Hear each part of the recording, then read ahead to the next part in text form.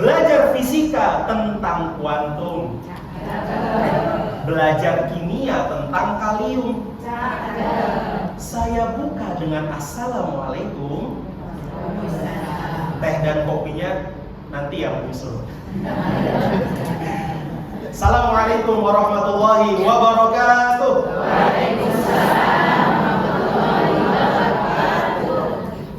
Alhamdulillahilladzi arsala rasulahu bil huda wa dinil haqq liyudhhirahu 'ala ad-dini kulli wa kafa billahi shahida. Asyhadu an la ilaha illallah wahdahu la syarika wa asyhadu anna Muhammadan 'abduhu wa rasuluhu la nabiyya wa la rasula ba'da.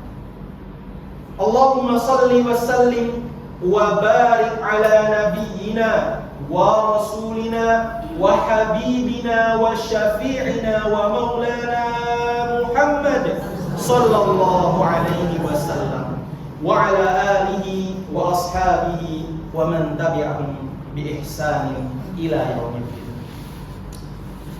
Bunda-bunda salihah, insyaallah pada kesempatan kali ini saya akan menjelaskan tentang salah satu surat yang diturunkan oleh Allah Subhanahu wa taala, yaitu surat Al-Alaq ayat 1 sampai 5, yang dimana surat Al-Alaq ini merupakan surat dan ayat yang pertama kali Allah turunkan. Namun izinkan saya pada kesempatan kali ini saya akan berfokus kepada pembahasan tentang surat Al-Alaq ayat pertama. Di dalam Al-Quran Allah Subhanahu wa taala berfirman, A'udzu billahi minasy syaithanir rajim. Bismillahirrahmanirrahim. Iqra' bismi rabbikal ladzi khalaq. Khalaqal insana min 'alaq. Iqra' wa rabbukal akram. Alladzi 'allama bil qalam. 'Allamal insana ma lam ya'lam. Bunda-bunda salihah, surat Al-Alaq ini adalah surat yang terdiri dari 19 ayat, 72 kata dan 288 huruf. Surat Al-Alaq ini juga merupakan surat yang ada di urutan ke-96 di dalam Al-Quran dari 114 surat. Dan surat Al-Alaq ini dikategorikan sebagai suratul Makkiyah. Yang berarti apa? Yang berarti surat ini Allah turunkan kepada Nabi Muhammad SAW sebelum beliau hijrah ke kota Madinatul Munawwarah. Berarti posisinya ketika surat Al-Alaq ini turun ayat 1 sampai 5 khususnya, itu berarti posisi Nabi masih berada di kota Makkatul Mukarramah. Ada juga surat-surat yang dikategorikan sebagai suratul Madaniyah, yaitu surat yang Allah Subhanahu wa taala turunkan kepada Nabi Muhammad sallallahu alaihi wasallam setelah beliau hijrah ke kota Madinah Al-Munawwarah, atau posisinya Nabi sudah hijrah di kota Madinah Al-Munawwarah. Dan perlu diketahui bunda-bunda salihah bahwasanya surat Al-Alaq ini Allah Subhanahu wa taala itu turunkan ketika usia Nabi SAW genap 40 tahun di Gua Hira. Maka kata para ulama, ketika surat Al-Alaq ayat 1 sampai 5 itu diturunkan oleh Allah melalui malaikatnya Jibril alaihissalam, ini berarti menjadi pertanda bahwasanya Nabi Muhammad SAW itu resmi diangkat menjadi seorang nabi. Ya. Ketika itu surat Al-Alaq ini bertepatan turun ketika hari Senin, tanggal 17 Ramadan tahun 610 Masehi. Kemudian ketika Nabi SAW telah menerima wahyu berupa surat Al-Alaq ayat 1 sampai 5 di Gua Hira melalui malaikat Jibril, Nabi SAW pulang. Nabi ketakutan, Nabi merasa menggigil ketika Nabi SAW berada di rumahnya bertemu dengan istri tercinta Khadijah binti Khuwailid radhiyallahu anha. Beliau minta diselingkuh. Maka ketika itu Allah Subhanahu wa taala menurunkan surat Al-Muddatsir ayat 1 sampai 7. Dan ini sekaligus menandakan bahwa Nabi Shallallahu alaihi wasallam itu telah resmi diangkat menjadi seorang Rasul Shallallahu alaihi wasallam. Dengan turunnya surat Al-Alaq ayat 1 sampai 5, Nabi telah resmi diangkat menjadi seorang nabi. Dengan diturunkannya surat Al-Muddatsir ayat 1 sampai 7, Nabi juga Shallallahu alaihi wasallam telah resmi diangkat menjadi seorang Rasul Shallallahu alaihi wasallam. Bunda-bunda solihah, saya yakin bunda-bunda itu sudah hafal surat Al-Muddatsir ayat 1 sampai 7. Namun alangkah baiknya mari kita baca bersama-sama. Saya dulu yang baca, nanti kemudian bunda-bunda bisa mengikuti. Baik, Wahid Itnen Talasa saya dulu. A'udzu billahi minasyaitonir rajim. 3 2 1. A'udzu billahi minasyaitonir rajim. Bismillahirrahmanirrahim. Bismillahirrahmanirrahim. Ya المدثر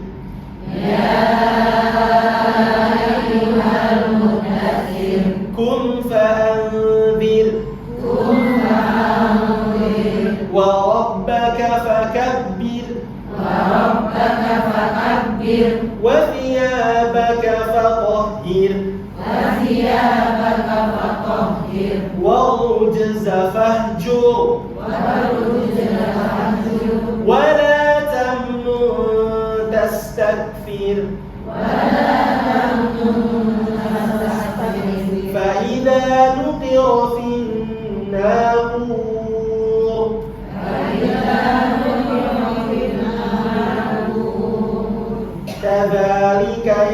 فذلك يومئذ. Oh iya, saya ulang lagi. فذلك يومئذ يوم عسير. 3 2 1.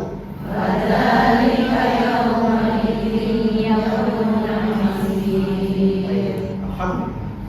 Bunda-bunda sekalian, surat Al-Alaq ini juga dinamakan dengan surat Al-Alaq. Itu ada alasannya. Kenapa surat Al-Alaq dinamakan surat Al-Alaq? Itu diambil dari ayat kedua surat ini, yaitu alaq yang berarti segumpal darah. Dan juga surat Al-Alaq ini punya nama lain, bunda-bunda solihah. Nama lainnya adalah surat Iqra atau surat Iqra bismi rabbika. Kenapa dinamakan demikian? Karena surat Al-Alaq ini dibuka dengan kata Iqra. Ini sama halnya dengan juz amma, kemudian juz tabarok. Juz 30 itu dinamakan juz amma. Kenapa? Karena juz 30 itu dibuka dengan kata amma yatasaalun. Maka dinamakan juz amma. Begitupun juz 29. Kenapa dinamakan juz tabarok? Karena dibuka dengan Tabarakalladzi biyadihil mulk wa huwa ala kulli syai'in qadir. Ya, itulah nama lain dari surat Al-Alaq, kemudian juga juz 30 dan juz 29 dan masih banyak lagi. Kemudian bunda-bunda sholihah, bahwasanya surat Al-Alaq ini juga merupakan surat ke-15 atau surat terakhir yang di dalamnya itu terdapat ayat sajadah. 15 surat di dalam Al-Quran yang di dalamnya terdapat ayat sajadah. Letaknya di mana? Letaknya ada di ayat terakhir, ayat ke-19. Bunyinya gimana? Kalla la tuti'hu wasjud waqtarib. Maka kata Nabi SAW, ketika kita membaca ya ayat-ayat ya yang ada atau ayat-ayat sajadah yang ada di dalam Al-Quran dalam sholat kita, maka kita disunahkan untuk melakukan sujud tilawah. Beda dengan sujud sahwi. Kalau sujud sahwi, kalau kita lupa melakukan satu gerakan dalam sholat, itu namanya sujud sahwi. Sujud tilawah ketika kita membaca ayat-ayat sajadah, maka disunahkan kita untuk melakukan sujud tilawah. Saya juga yakin sekali bunda-bunda sudah hafal doa sujud tilawah. Tapi alangkah baiknya, yuk kita baca bareng-bareng doa sujud tilawah. Saya dulu yang baca. Sajada wajhi lilladzi khalaqahu wa syaqqa sam'ahu wa basarahu biquwwatihi fatabarakallahu ahsanul khaliqin. Maka ketika kita membaca ayat dari ayat-ayat sajadah, kita disunahkan untuk membaca doa tadi dalam sujud. Baik bunda-bunda sholihah, kata Iqra ini itu menjadi perintah dan instruksi pertama di dalam Islam. Dengan diturunkannya kata Iqra ya di dalam Al-Quran di surat Al-Alaq ini, jelas ini merupakan perintah yang sangat penting bagi kita umat Islam. Bahkan malaikat Jibril ketika menyampaikan ayat ini dari Allah kepada Nabi Muhammad SAW itu sampai mengulang 3 kali. Iqra ya Muhammad, ya, ma ana biqari. Iqra ya Muhammad, ma ana biqari. Iqra ya Muhammad, ma ana biqari. Kata Iqra ini itu bisa bermakna, ya, menurut para ulama itu maknanya bukan hanya membaca saja, tapi juga bisa menelaah, meneliti, mengamati. Ya. Maka dengan membaca ini, ya, atau dengan Iqra ini, ya, segala sesuatu ilmu yang tersingkap itu bisa terbuka. Dan tentunya ketika kita membaca itu membutuhkan kecerdasan. Maka dengan membaca sesuatu yang jauh itu terasa. Dengan membaca apa yang tidak kita ketahui itu menjadi kita ketahui.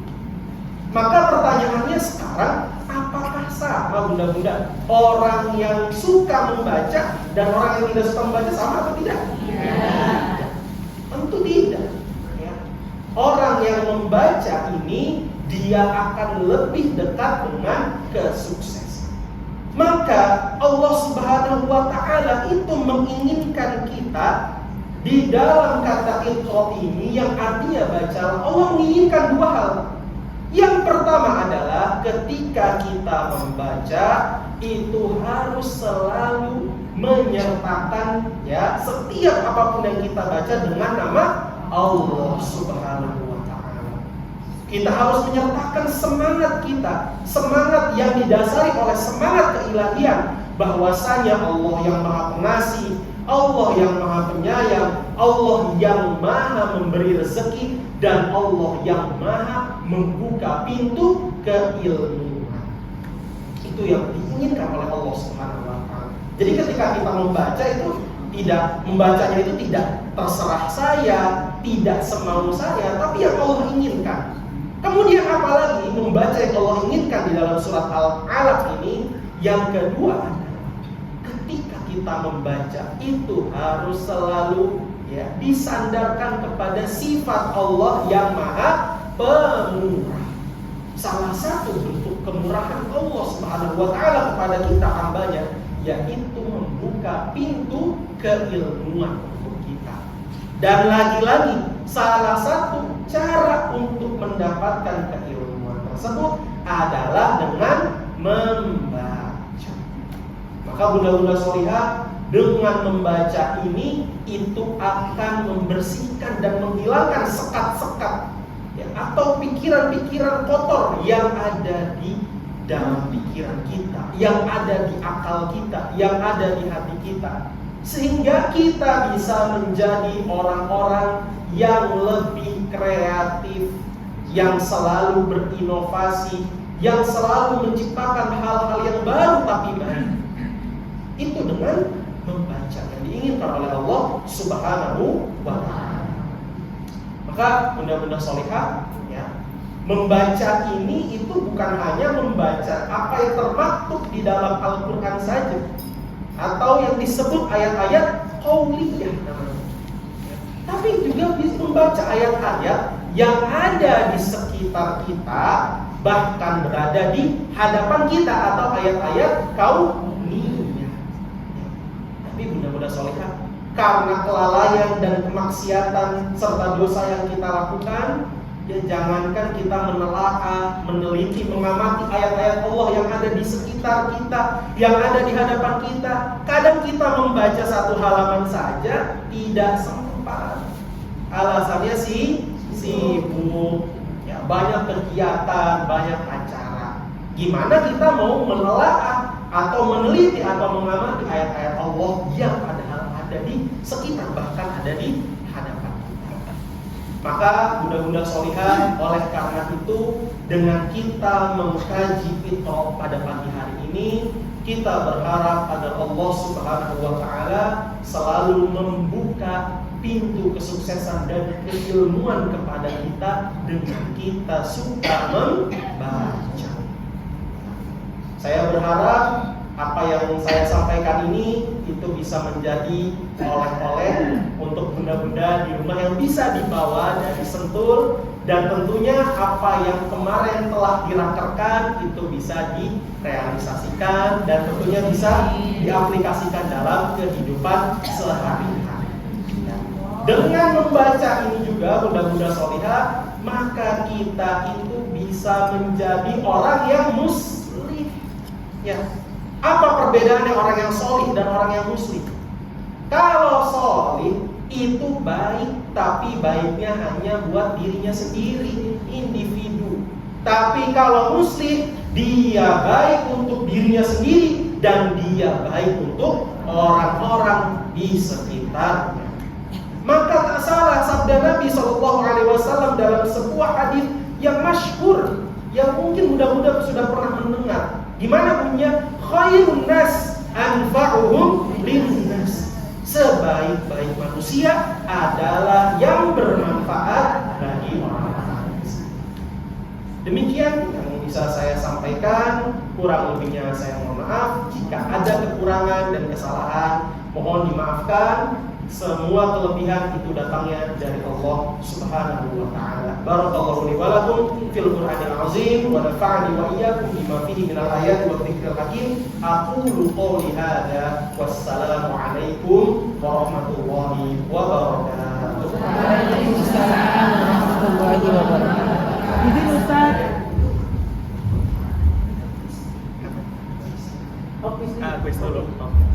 Baik, mudah-mudahan ada amanah dari panitia yang harus saya tunaikan.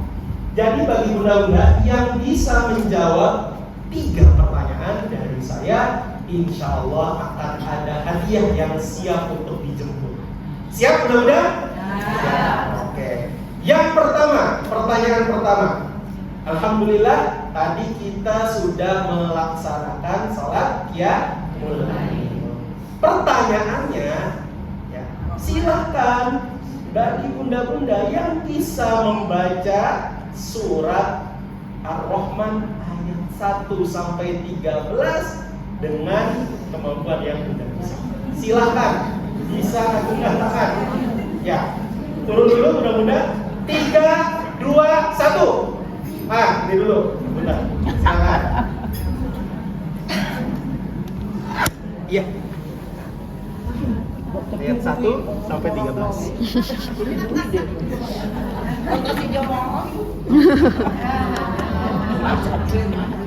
Oh yang lain. Yang ternyata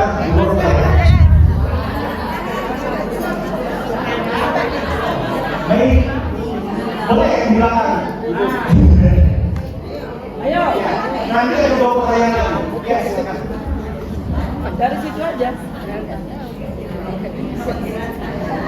Maaf ya, Dokter Dwi.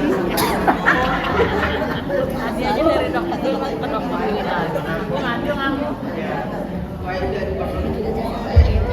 Nggak boleh. Udah tetangga ya? أعوذ بالله من الشيطان الرجيم بسم الله الرحمن الرحيم الرحمن علم القرآن علمه البيان الشمس والقمر بحسبان والنجم والشجر يسجدان والسماء رفعها ووضع الميزان ألا تطغوا في الميزان وأقيموا الوزن بالقسط ولا تخسروا الميزان والأرض وضعها للأنام فيها فاكهة والنخل ذات الأكمام والحب ذو العصف والريحان فبأي آلاء ربكما تكذبان.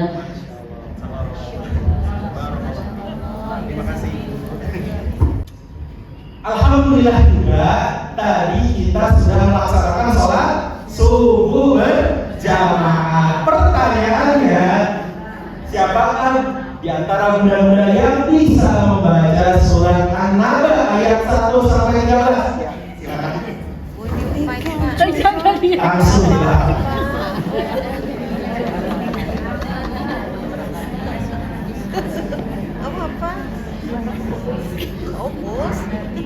Kenapa aku nggak jadi?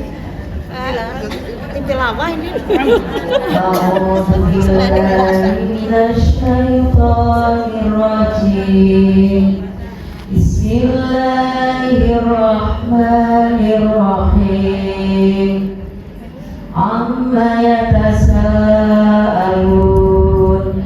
عن النبأ العظيم الذي هم فيه مختلفون كلا سيعلمون ثم كلا سيعلمون ألم نجعل الأرض مهادا والجبال أوتادا وخلقناكم أزواجا وجعلنا نومكم سباتا وجعلنا الليل لباسا وجعلنا النهار معاشا وبنينا فوقكم سبعا شدادا وجعلنا سراجا وهاجا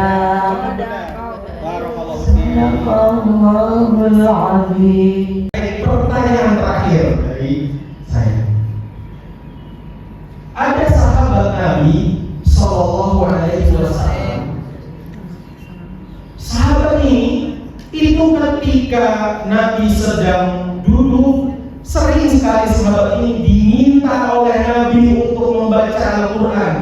Dan ketika sahabat ini membaca Al-Quran, pasti Nabi selalu meneteskan air mata. Pertanyaannya, siapakah sahabat tersebut? Silakan, mudah-mudahan ada yang bisa menjawab.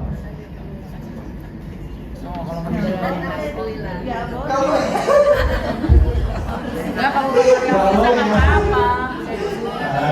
Oke.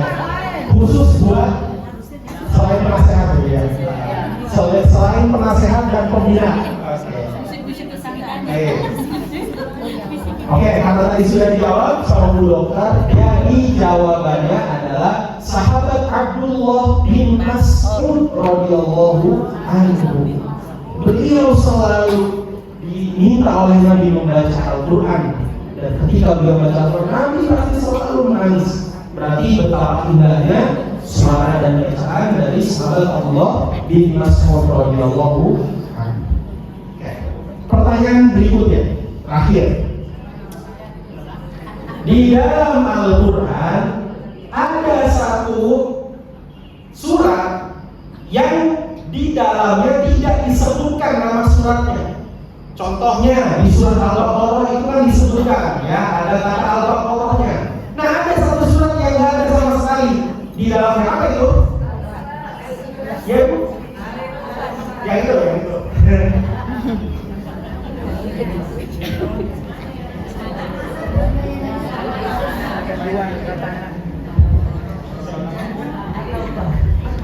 Betul ya? Itu yang nggak pakai bismillah. Siapa ya? Bingung jadinya. Baik, jawabannya adalah surat Al-Ikhlas. Alhamdulillah. Bismillahirrahmanirrahim. Qul huwallahu ahad, Allahus samad, lam yalid wa lam yulad, wa lam yakul lahu kufuwan ahad. Ada apa enggak? Di surah Al-Falaq ada. Qul a'udzu birabbil falaq. Di surah An-Nas, qul a'udzu birabbin nas. Alhamdulillahirabbil alamin. Ya mungkin ini saja yang bisa saya sampaikan. Kurang lebihnya maaf. Assalamualaikum warahmatullahi